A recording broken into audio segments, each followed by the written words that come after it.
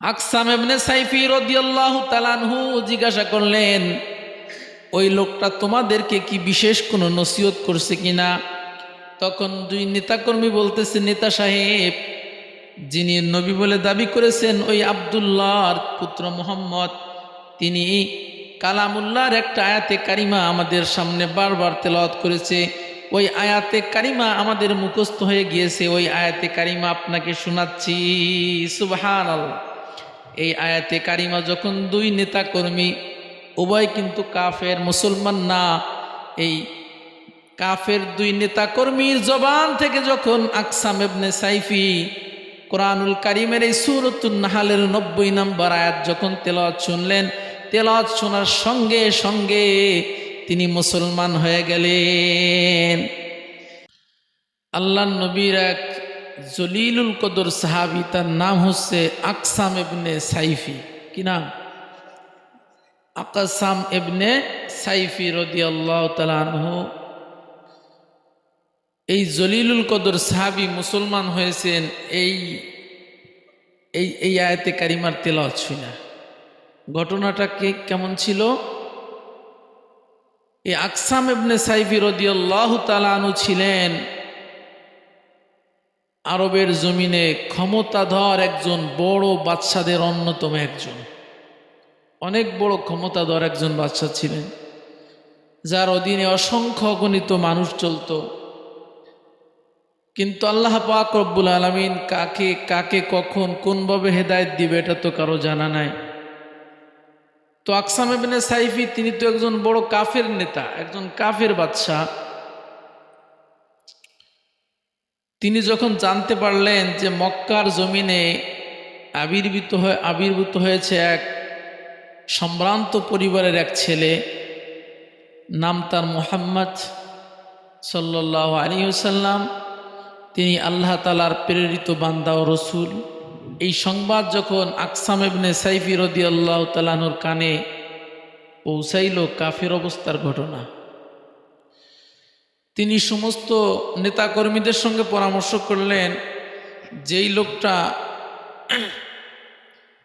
মক্কার জমিনে নবী হিসেবে আসছে তাকে আমি একটু দেখতে চাই, তার সঙ্গে একটু দেখা করতে চাই। তো প্রত্যেক নেতার আশেপাশে দেখবেন কিছু চামচা থাকে, এই চামচারা ওই নেতাকে পরিচালনা করার দুঃসাহস পোষণ করে।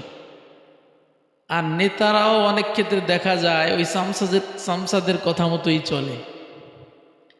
তো চামচারা বলল, আপনি এত বড় একজন বড় নেতা, একজন সাধারণ মানুষ নবী হয়েছে, এই সংবাদ আপনার কানে পৌঁছানোর সঙ্গে সঙ্গে আপনি এখন ইচ্ছা পোষণ করছেন তার সঙ্গে সাক্ষাৎ করবেন, এরপরে তার সঙ্গে কথা বলবেন, তাকে দেখবেন, এতে তো আপনার মর্যাদা সম্মান ক্ষুণ্ণ হয়ে যাবে।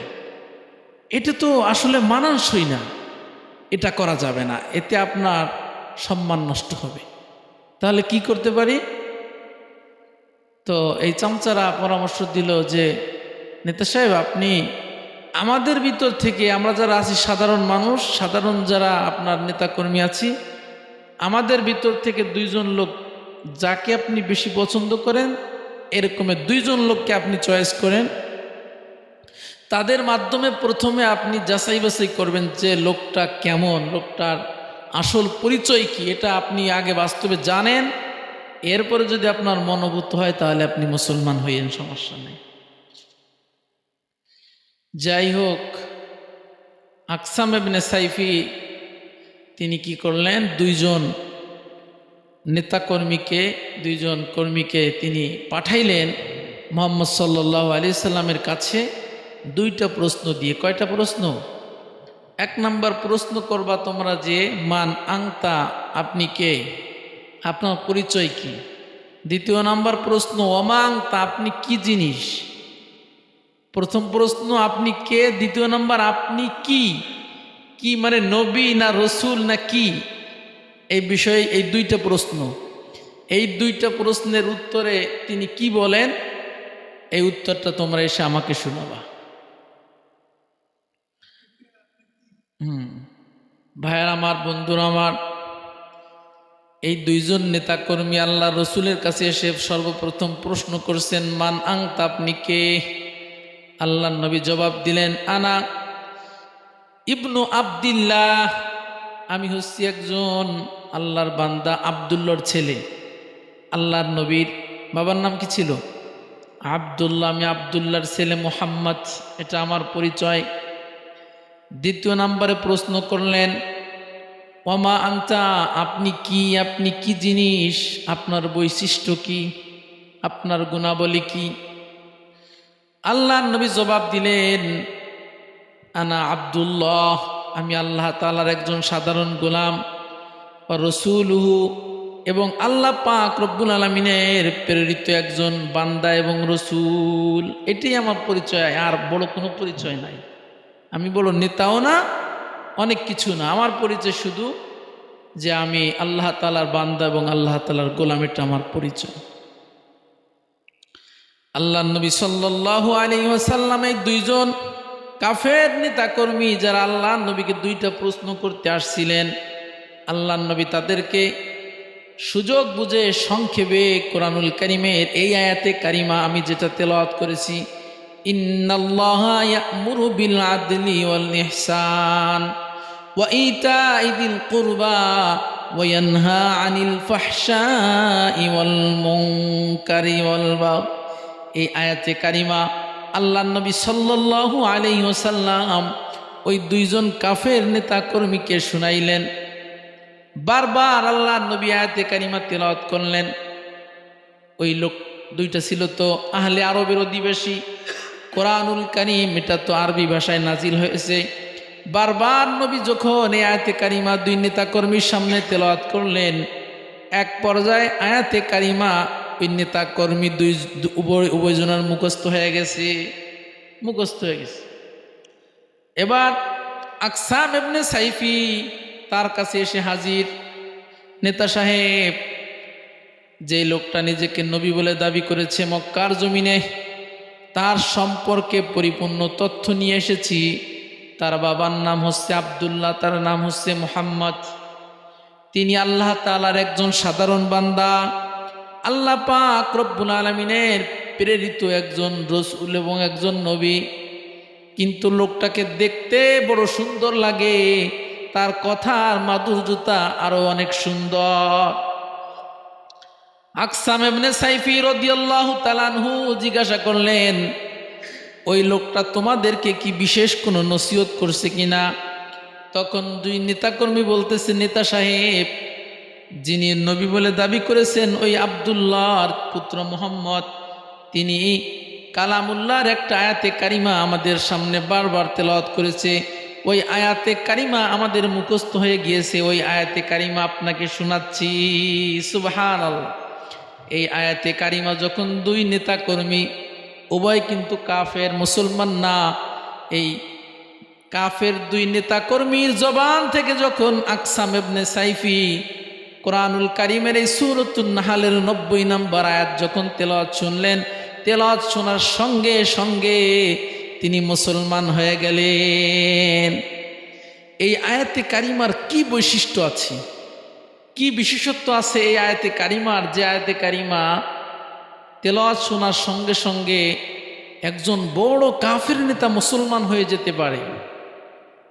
তাফসীরের কিতাব বলে এই আয়াতে কারিমার ভিতরে ছোট্ট একটা আয়াত, তবে গুরুত্বপূর্ণ 3টি আদেশ রয়েছে।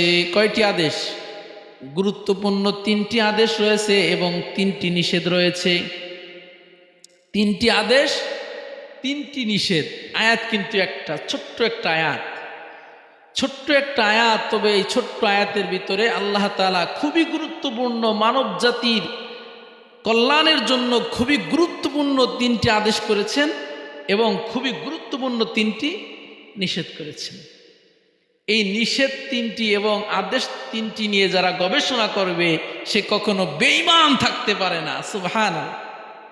কারণ কোরআনুল কারীমের কথা তো অনেক দামি কথা, অনেক সুন্দর কথা। তো এই কথার ধরন শুনে যে এত সুন্দর কথা আল্লাহ তাআলা বলেন, তাহলে এখনো বেঈমান থাকবো কেন? সঙ্গে সঙ্গে মুসলমান হয়ে গেছে।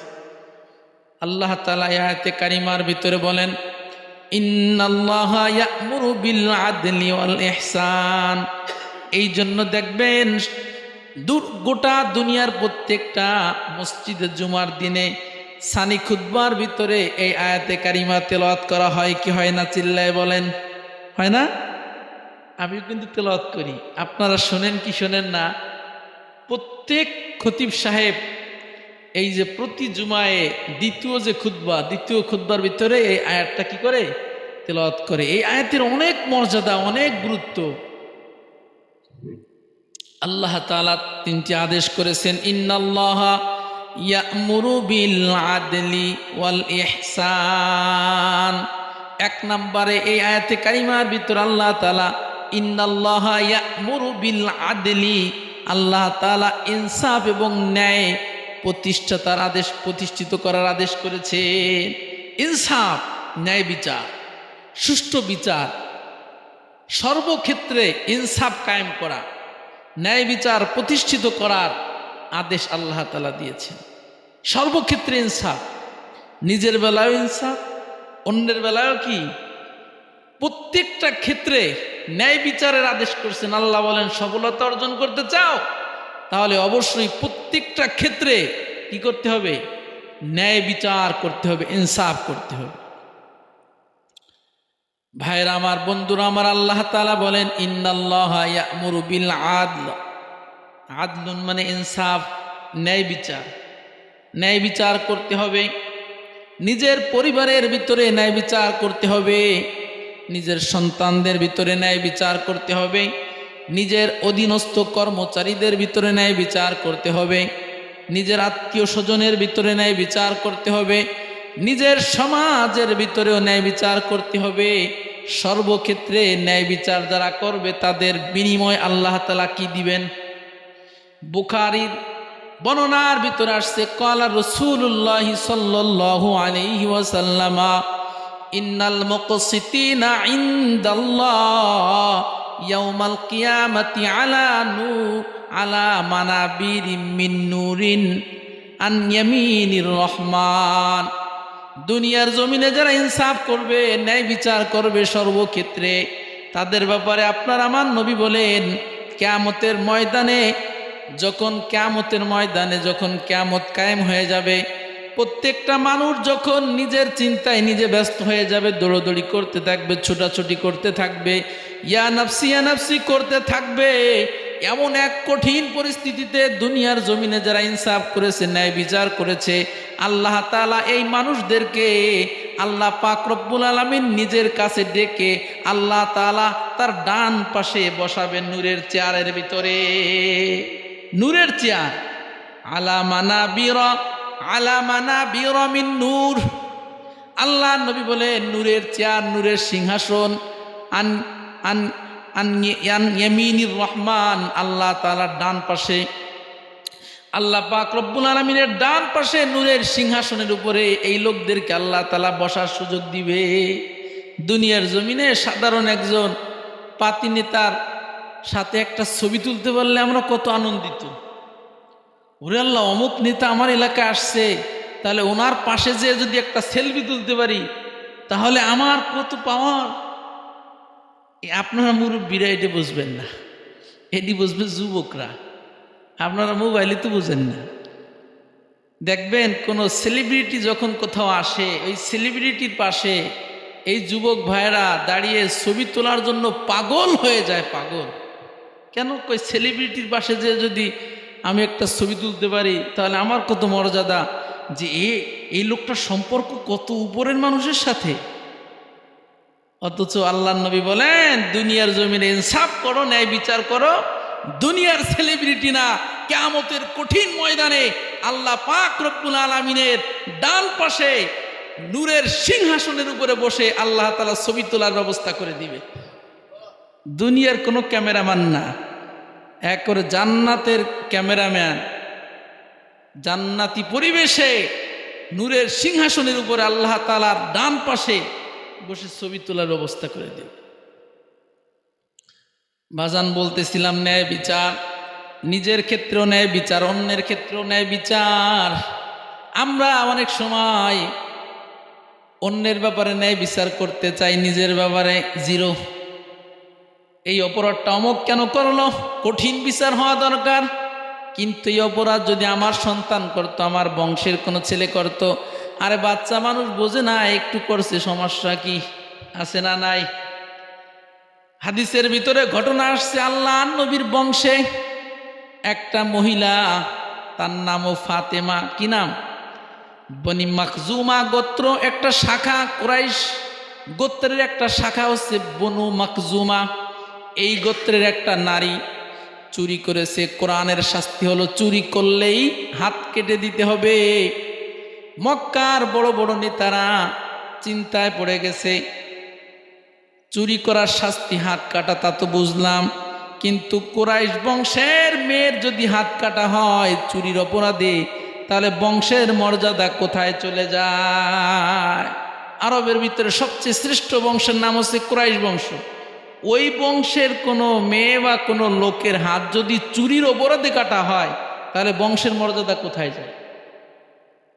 এবার মক্কার বড় বড় নেতারা সিদ্ধান্ত করলো, পরামর্শ করলো, আল্লাহ নবীকে বিষয়টা বোঝানো দরকার।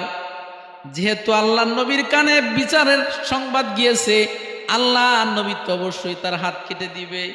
আল্লাহ নবী যদি কুরাইশ গোত্রের মেয়ের হাত কেটে দেয়, বংশের মর্যাদা একেবারে শেষ। এই জন্য আল্লাহ নবীকে ঠান্ডা মাথায় বুঝাইতে হবে, ইয়া রাসূলুল্লাহ, কুরাইশ বংশের মেয়ের হাত কাটা যাবে না, অন্য কোনো বিচার করে দিলে ভালো হয়।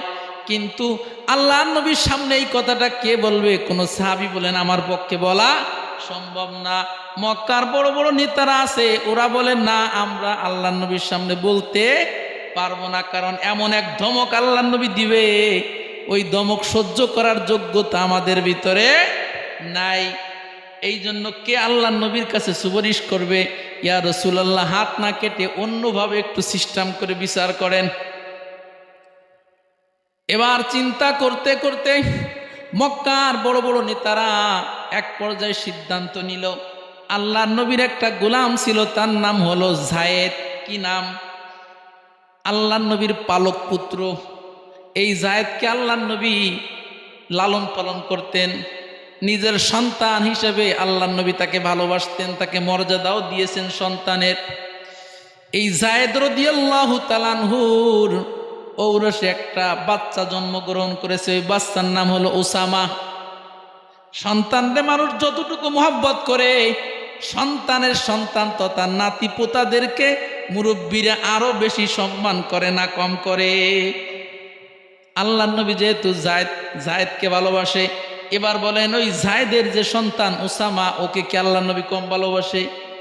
ওই উসামা ইবনে যায়েদকে আল্লাহ নবী সবচেয়ে বেশি ভালোবাসে। উসামা ইবনে যায়েদ ছোট্ট একটা বালক, উদাহরণস্বরূপ এই বাচ্চাটার মতো। এই বাচ্চার কি বুঝাছে? এই বাচ্চাকে যদি আমরা একটা কিছু শিখাই দেয়, ইমাম সাহেবের কাছে যে এই কথাটা বলো, ও বলতে পারবে। ইমাম সাহেবও কিছু মনে করবে না, ছোট্ট বাচ্চা মানুষ বলছে, এর অপরাধের কি আছে? অতএব মক্কার বড় বড় নেতারা সিদ্ধান্ত করলো, আল্লাহ নবীকে বিষয়টা জানানো দরকার, তবে আমাদের কারো মাধ্যমে না, এই ছোট্ট বাচ্চা এই উসামা ইবনে যায়েদের মাধ্যমে যদি নবীর কাছে সংবাদ পাঠানো যায়, তাহলে হয়তোবা এই নাতির খাতিরে আল্লাহ নবী বিচারটা হালকা করতে পারে।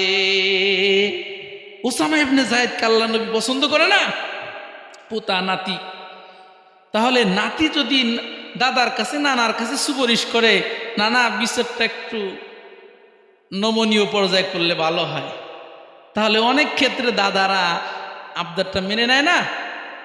ভাইয়েরা আমার, বন্ধুরা আমার, এই উসামা ইবনে যায়েদ ছোট্ট বালক, আল্লাহ নবী ঘুমিয়েছিলেন, আল্লাহ নবীর বুকের উপরে যে বসছে, নাতিরা দাদার বুকের উপরে বসতে পারে, দাদারা খুশি হয় না বেজার হয়? চিল্লাই বলেন। উসামা ইবনে যায়েদ যখন নবী আলাইহিস সালাতু ওয়াস সালামের বুকের উপর যে বসছে, উসামাকে জিজ্ঞাসা করা হলো, দাদা তুমি কি প্রশ্ন করতে চাও, তোমার কি অভিযোগ বলো? উসামা ইবনে যায়েদ বলতেছে, দাদা জান, আমি তো জীবনে আপনার কাছে কোনো আবদার জানাই নাই, তবে আজকে একটা আবদার আমি জানাবো, আমার আবদার কিন্তু মানতেই হবে। আল্লাহ নবী বললেন, দাদা বলো তোমার কি আবদার? তোমার আবদার যদি মানার মতো হয় তাহলে অবশ্যই আমি মানব। কারণ নাতি পুতারা যদি আবদার করে দাদার কাছে, দুনিয়ার কোনো দাদা জীবনে আবদার না মেনে কখনো থাকতে। উসামা ইবনে যায়েদ বলতেছেন, দাদা যান, আপনি হয়তো অবগত হয়েছেন কুরাইশ গোত্রের এক নারী চুরি করেছে। আপনি মনে মনে সিদ্ধান্ত করে নিয়েছেন চুরির অপরাধ হিসেবে ওই নারীর হাত কেটে দিতে হবে। কিন্তু আপনি কি একবার চিন্তা করেছেন এই নারী কিন্তু কুরাইশ গোত্রের নারী? কুরাইশ গোত্রের নারীর যদি হাত কেটে দেওয়া হয় তাহলে বংশের মর্যাদা কোথায় যাবে? একবার একটু চিন্তা করে দেখেন। কে বলে ছোট্ট বালক? আল্লাহ নবীর যখন বলছে, আল্লাহ নবীর কি বুঝতে বাকি আছে? এই বাচ্চারে মুরব্বীরে শিখাই দিছে। আল্লাহ নবী উপস্থিত সাহাবায়ে কেরামকে বললেন, আতাশফাউ ফি হাদ্দিম মিন হুদুদিল্লাহ, ও প্রাণের সাহাবীরা, যেই ক্ষেত্রে আল্লাহ তাআলা শাস্তি নির্ধারণ করে দিয়েছে ওই শাস্তির ব্যাপারে, হালকা করার ব্যাপারে তোমরা আমার কাছে কোন সাহসে তোমরা সুপারিশ করো? যদিও সরাসরি তোমরা করো নাই, বাচ্চাকে দিয়ে পাঠাইছো, দুঃসাহস কোথায় পেয়েছো? যেখানে শাস্তির কথা আল্লাহ তাআলা বর্ণনা করে দিয়েছে সেখানে এই শাস্তি কমানোর ব্যাপারে তোমরা আমার কাছে সুপারিশ কেমনে করো?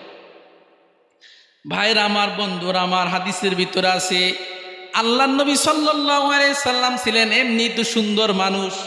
সুন্দর মানুষের শরীরে যদি রাগ আসে তাহলে লাল টুকটুকে হয়ে যায়। আল্লাহ নবীর চেহারাটা সম্পূর্ণ লাল হয়ে গেছে।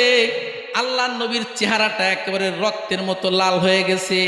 আল্লাহ নবী রাগের ঠেলায় আল্লাহ নবী ঘামিয়ে গিয়েছেন।